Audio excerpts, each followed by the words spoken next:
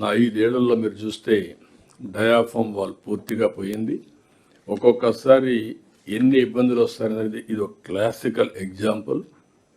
440 కోట్ల రూపాయలతో diaphragm wall పూర్తి చేస్తే దాన్ని కాపాడలేక మొత్తం డ్యామేజ్ అయితే మళ్ళీ కొత్త డయాఫామ్ వాల్ 1000 కోట్ల రూపాయలు పెట్టి మళ్ళా చేస్తున్నాం. ఈ నెల నెక్స్ట్ మంత్కి అది పూర్తి అవుతుంది. 2027 పుష్కరాల కంటే ముందు పోలవరాన్ని పూర్తి చేసి జాతికి అంకితం చేసే బాధ్యత మనం తీసుకుంటున్నాం. అమరావతి ఈరోజు మనం చూస్తే ఎన్ని విధాలుగా విన్యాసాలు చేయాలని చేశారు. శ్మశానం అన్నారు, ఎడారన్నారు.